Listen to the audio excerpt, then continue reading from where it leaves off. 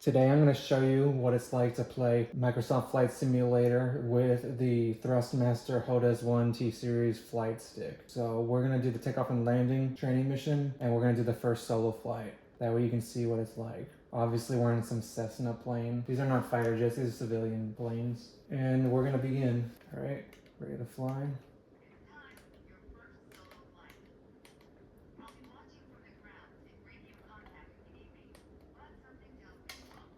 Trying to view my dials. We're gonna take off right now. As you can see, the hack switch right here, it controls the camera, look left to right. This right here is the rudder, this the throttle. Get the idea? This, if you look closely, hang on.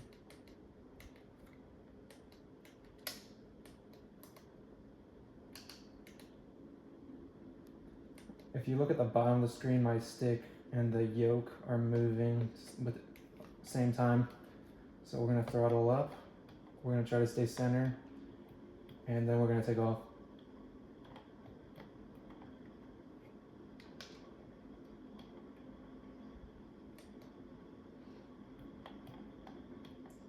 I always try to keep an eye on my turn coordinator right there when I make turns, because I don't want to get lost of control.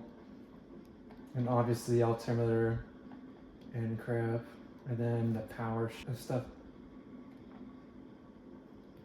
Alright, we're gonna pull up now, slightly.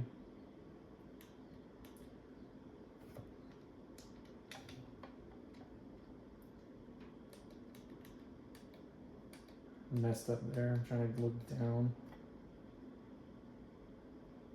If I climb too early, the speed decreases. Remember, we're not on a fighter jet, we're in a Cessna.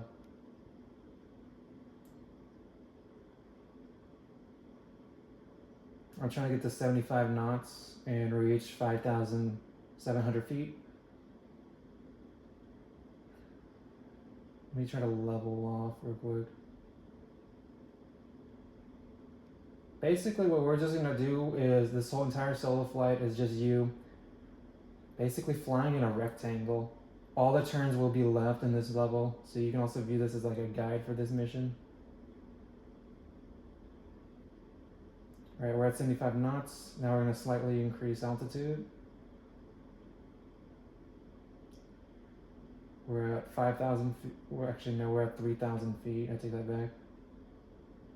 Now we're at 4,000 feet. Because we got that right there. There's three, what are they called? Clock hands on the altimeter. Or I forget what it's called. Not this one, this one. We're almost. Okay, we're at that altitude. We're gonna turn left slightly. If the ball's outside, your turn is wrong. Right there. It's like a leveler. Now we gotta level it out. Now we need to reach 6,000 feet, which we're almost there. Because the little hand is in thousands, the middle hand is in hundreds, and I forget the small one, I think it sounds in tens. But this game just goes over thousands and hundreds in altitude. We're at 6,000, now we need to get to 75 knots. Knots is the aviation term for, what's it called? Speed. Sailors use it as well, so in the US, pilots use knots. They do not use miles per hour, but they don't use kilometers. I'm not sure if foreign pilots outside the US use kilometers or if they use knots. Let me know in the comments.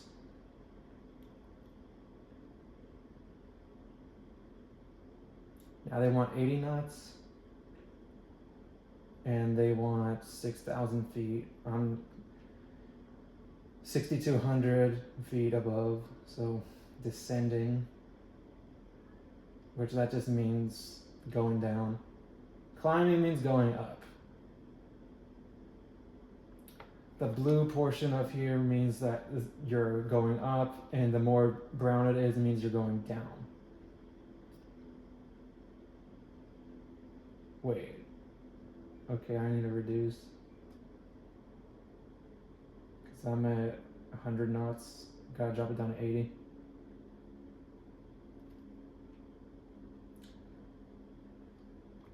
I know this is less glamorous than Ace Combat. Well, you have to understand too, this is a flight simulator. So it's not gonna be all glamorous. Ace Combat is an arcade game. Same thing with War Thunder. If you wanted like realistic air-to-air combat in a game, and if you're on Windows, I strongly recommend DCS because that's dogfighting simulators, and I think you get the F4 Phantom and the SC-25 for free, and then after that you have to pay for your planes, but the controls and crap are very hard because it's a simulator and all this other stuff, and you can knock yourself out with the G-forces and all kinds of other stuff. You don't get that in Ace Combat, and you don't get that in War Thunder. Okay, they want flaps extended.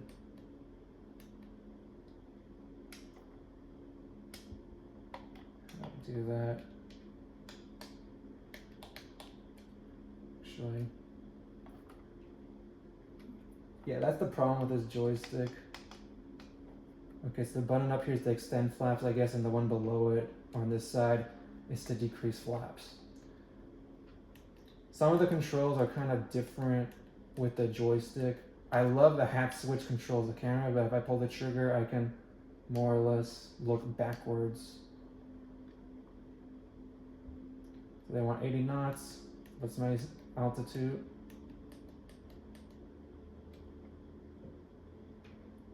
Let me get to 6,000. I'm at 5,900, 5,900 feet. Okay, we're turning left. Notice the bottom left dials at turn coordinate. If the ball is outside the center, that means you're turning to extreme and you might lose control of the plane. These types of planes are not designed to do rolls and crazy stuff like what you see with most fighter jets. We're not even going that fast compared to, what's it called? Fighter jets. 1 nautical mile is like 6,076 feet, I think. They want reduce power to 1,400 RPM, turn left, final approach.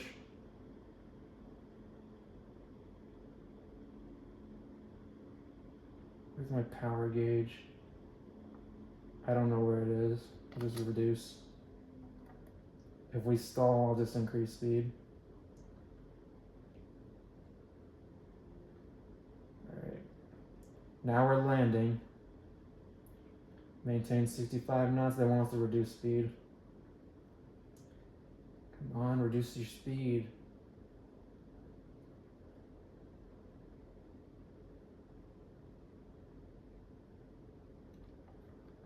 We're just gonna land anyways.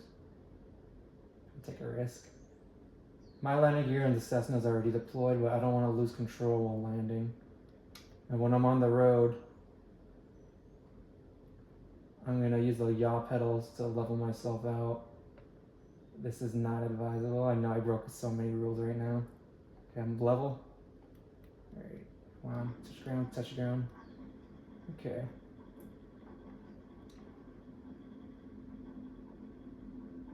Where's B2? Oh, crap.